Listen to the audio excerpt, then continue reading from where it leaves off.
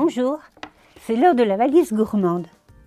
Aujourd'hui, je vais vous présenter le livre « Une gourmandise » de Muriel Barbery.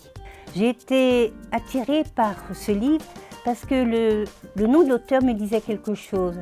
Or, auparavant, j'avais vu, il y a quelques années, un film, L'élégance du hérisson, tiré d'un roman de cet auteur.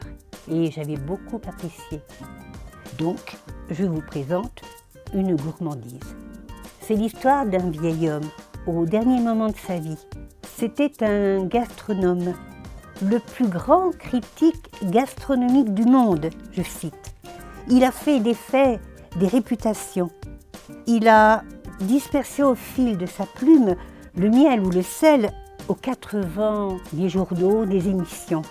Une seule chose l'obsède, une seule, c'est retrouver le souvenir d'une saveur.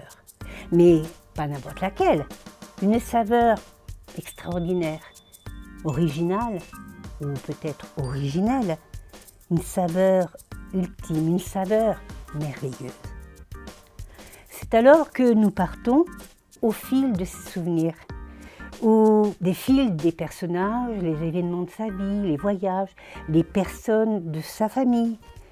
Et ceci écrit par de petits chapitres au style très travaillé, fort recherché.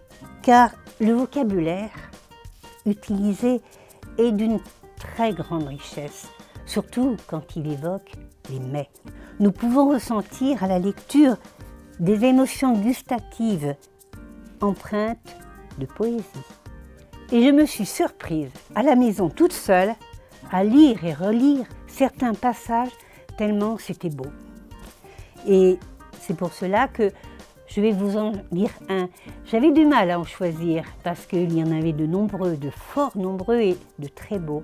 Et je vais vous lire donc un chapitre sur la tomate.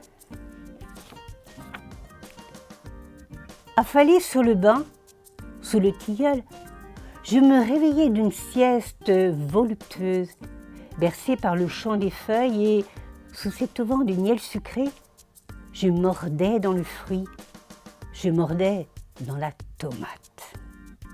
La tomate crue, dévorée dans le jardin sitôt récolté, c'est la corne d'abondance, des sensations simples, une cascade qui essaime dans la bouche et en réunit tous les plaisirs.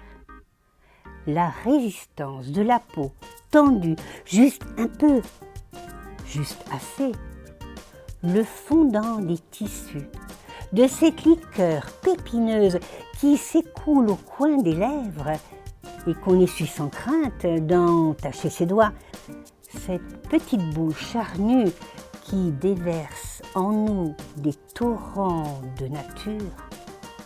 Voilà la tomate, voilà l'aventure. C'est vraiment un très joli livre, un livre qui sublime la cuisine. On y retrouve la cuisine de nos aïeux, la cuisine des terroirs, la cuisine du monde, toutes les saveurs exquises.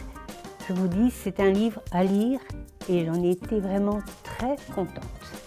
Je vous le recommande. Je vous dis merci de m'avoir écouté. À bientôt au prochain rendez-vous.